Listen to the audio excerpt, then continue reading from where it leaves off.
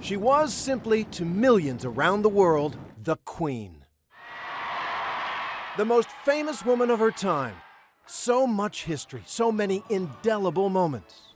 Decade after decade, from the Cold War to the computer age, what an extraordinary reign. And for all those years, through all that history, duty is what defined this remarkable woman. She was born in 1926, a little princess, Lilibet her family called her, who was never expected to become queen until her uncle, the Playboy King Edward VIII, abdicated the throne to marry an American divorcee, and her father then became King George VI. The young Elizabeth was suddenly next in line for the throne. I declare before you all that my whole life, whether it be long or short, shall be devoted to your service and to the service of our great imperial family. During World War II, the princess did her duty. She was a driver and mechanic on the home front, and she fell in love in those years a handsome prince, swashbuckling Navy Lieutenant Philip Mountbatten. Take thee, Philip. To my wedded husband. To my wedded husband. They married in 1947. 5 years later, when King George died, Lilibet became Queen Elizabeth II. Her coronation was an international sensation.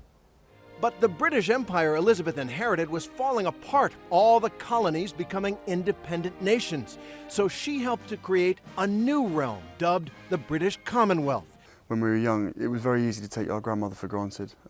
She was just a grandmother to us. But I've actually really learned to sort of understand and accept the huge deal that she is around the world.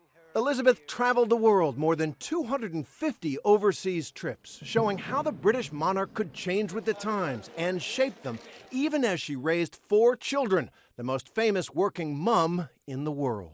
She was a young woman in a man's world, carving her own way through life and through a job that she, like any of us, don't necessarily have all the preparations you'd like. I think she's done amazingly well. Queen Elizabeth reigned through over a dozen American presidents and just as many British prime ministers. Her first was the formidable Winston Churchill, proving a savvy stateswoman and a constant leader on the world stage. The years brought their ups and downs. The wedding of Prince Charles and Diana seemed to be a highlight, and Elizabeth watched as her daughter-in-law captivated the world in the 1980s. But when that marriage collapsed so scandalously, many Britons began to doubt the relevancy of the monarchy itself. When Diana was killed in a car crash in Paris, Elizabeth stayed in Scotland with her family. As waves of grief rolled over Britain, the Queen was seen as unsympathetic, and public anger at the royal family reached a fever pitch. And then she returned and joined her people in mourning. What I say to you now, as your Queen and as a grandmother, I say from my heart. First, I want to pay tribute to Diana myself. She was an exceptional and gifted human being. As monarch, Elizabeth maintained tradition and yet moved just enough with the times. Good evening, sir. Good evening, Your Majesty. Who can forget her appearance alongside 007 Daniel Craig at the London Olympics? It was a rare moment of public fun from a woman who prized dignity, but her family knew a different side. If you do ever have problems, you can share them with her and she will listen and she will try and help.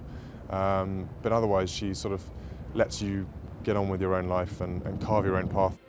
Perhaps one of Elizabeth's proudest moments, Prince William's marriage to Kate Middleton in 2011, a wedding that united the British people and breathed fresh life into the monarchy. 2 years later, the Queen would welcome the newest heir to the throne, Prince George, and later Princess Charlotte and Prince Louis. She's a remarkably energetic and dedicated guiding force for her family. And I'm so glad that my children are having the chance to get to know the Queen. In 2015, Elizabeth became the longest-serving monarch in British history, passing her great-grandmother, Queen Victoria. A long life, a long reign. She watched with pride as the next generation celebrated milestones, and she endured the disgrace of her son Andrew's public scandals that saw the Queen strip him of his military affiliations, royal patronages, and the title of His Royal Highness. Her reign, which was born out of her uncle's abdication, saw her grandson Prince Harry also step away from royal life. The decision that I have made for my wife and I to step back is not one I made lightly. It was so many months of talks after so many years of challenges. And I know I haven't always gotten it right, but as far as this goes, there really was no other option. One biographer called her Elizabeth the Steadfast, her strength guiding her people through the COVID-19 outbreak. We should take comfort that while we may have more still to endure, better days will return. We will be with our friends again. We will be with our families again. We will meet again. Elizabeth's deep sense of duty above all earning her a permanent place in the hearts of the British people. In 2021, she mourned her greatest loss, the rock of her own life, her husband, Prince Philip, her closest confidant and advisor. Their marriage was an enduring partnership, a sentiment she shared on their 50th wedding anniversary. All too often, I fear Prince Philip has had to listen to me speaking. But he has quite simply been my strength and stay all these years. 73 years of marriage spent side by side, and at his funeral, the poignant images of the Queen, due to COVID protocols, seated alone. Inevitably, a long life can pass by many milestones. My own is no exception. Toward the end of her long reign, health issues forced Elizabeth to make fewer public appearances. In June of 2022, the world celebrated her Platinum Jubilee, a historic 70 years on the throne.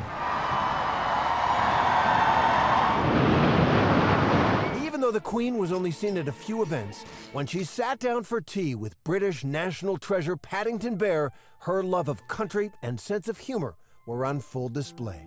Perhaps you would like a marmalade sandwich. I always keep one for emergencies. So do I. I keep mine in here. Oh. For later.